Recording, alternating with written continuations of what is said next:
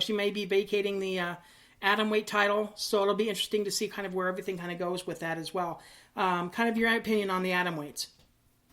Well, that's obviously the weight class that's near and dear to my heart, and it is. I'm sure the people that I work with, Mick and Sean primarily, get really sick of me bringing it up and asking about it all the time because I can't think of it. I can't think of a conversation that I've had with Mick without kind of just tongue in cheek being like, "Oh, how about those atom weights?" I think it will happen eventually, but I do think that here's what I know. I know that the UFC is struggling to have, when you start a division, the bantamweight division, with not just a star, the star, right? The Ronda Rousey, the one who brought all the money in, all the eyeballs and all of that stuff. It makes it hard to follow up that act because she was and we talked about this a lot on the panel the other day, she was such a special mix of talent and charm and, some things that weren't necessarily positive that we talked about. Sometimes it was her attitude that people didn't like, but she was in totality this recipe of someone that people really, really wanted to watch fight or would pay money to watch fight.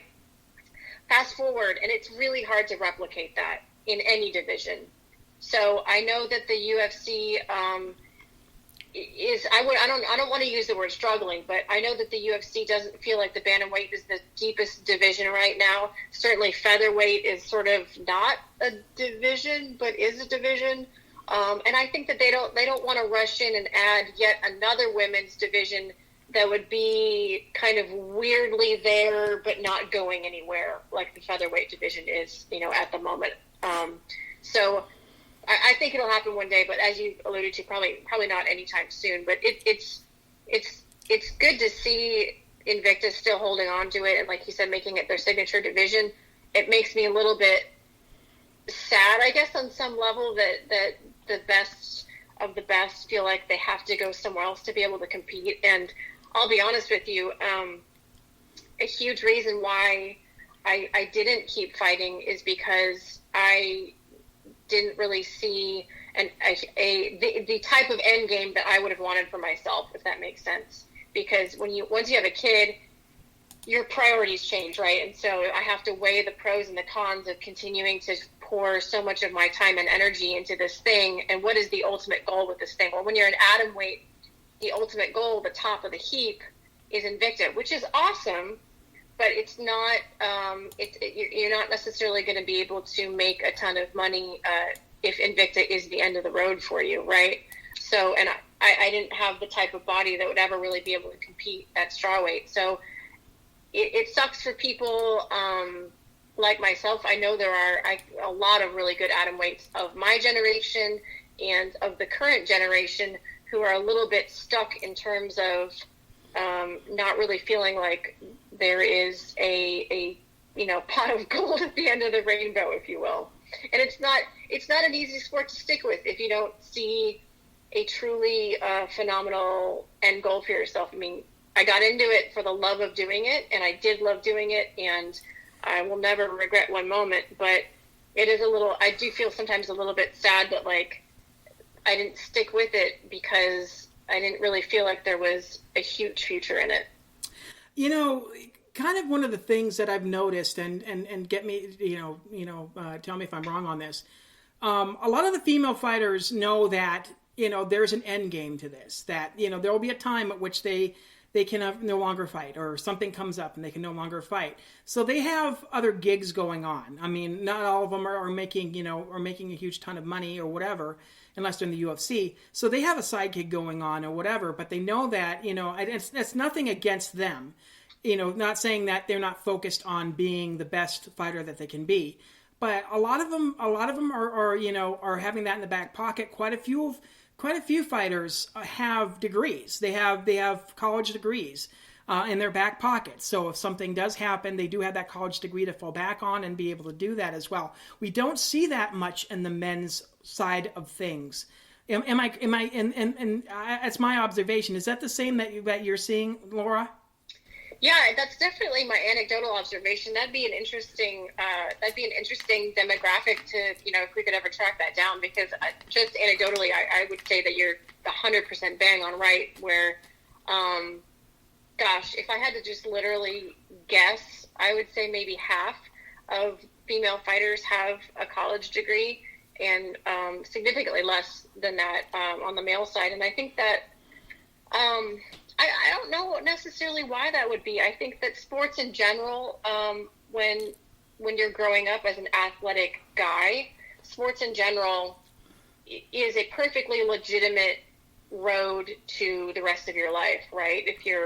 If that's the road you're going down, if you want to be a boxer, if you want to be a mixed martial artist, that's a legitimate thing to say. Probably less so when you're a woman, even if it's not something that is something outright told to you. In the back of your head, you kind of like, well, I'm never going to make a career at this, right?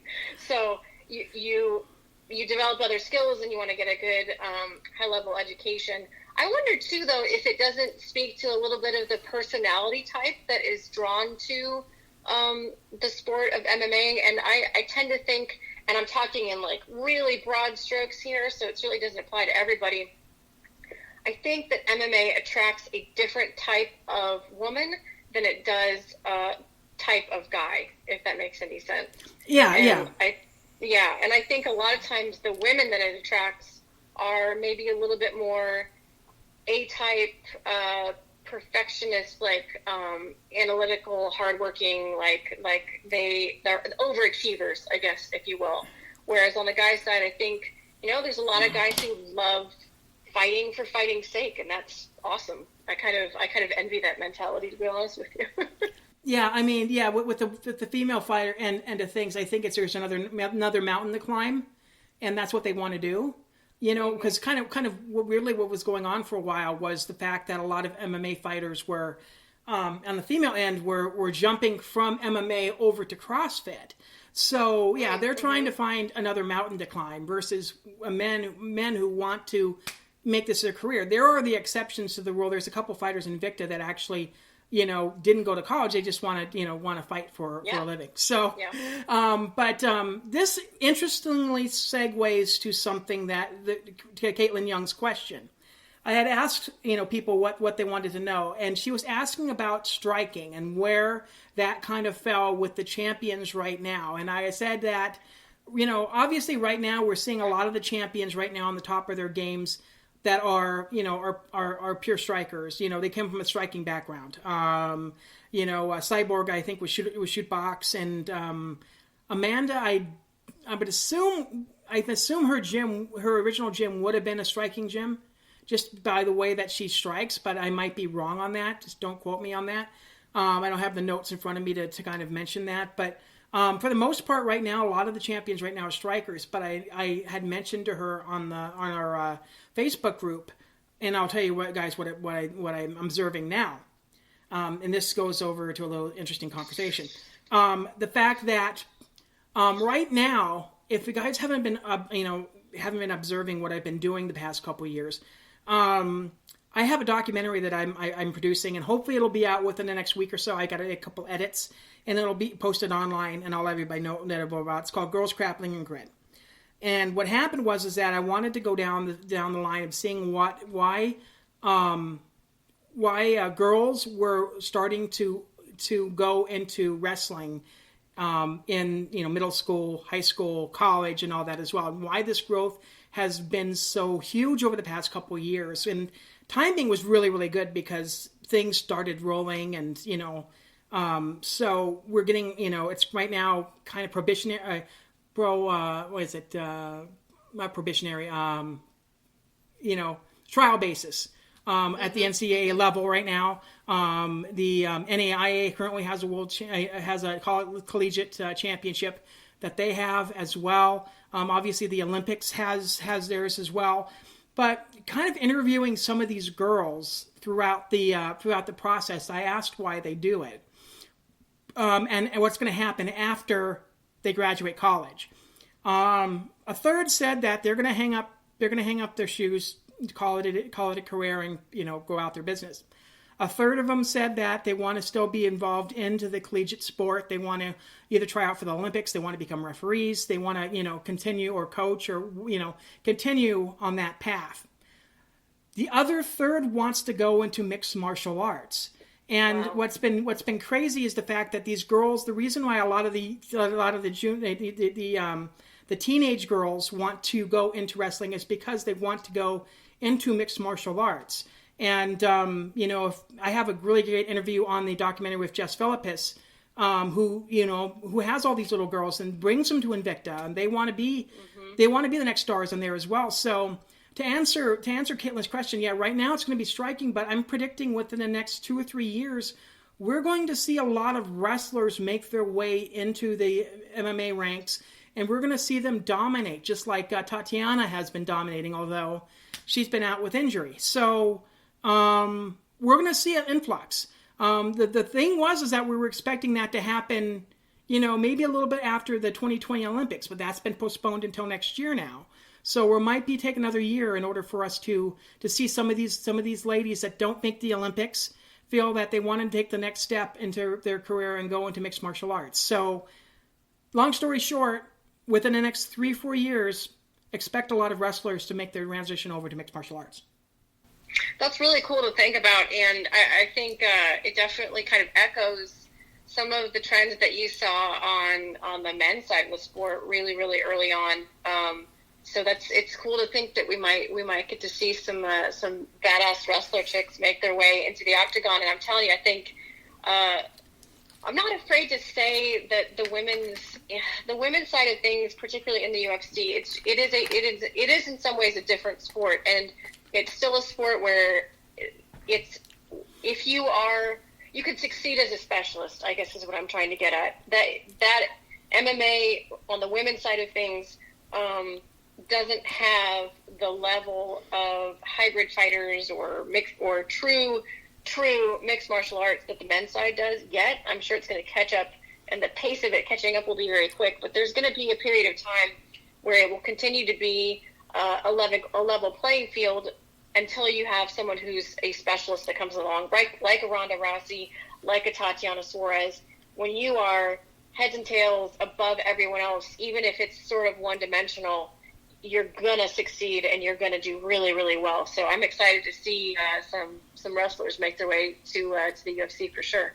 Yeah, and I think a lot of girls are starting to cross train as well, and especially during their during their thing. If they're realizing that they're going to be the mixed martial artists coming up, they don't necessarily always take wrestling. They use wrestling as a base, but they'll still outside of their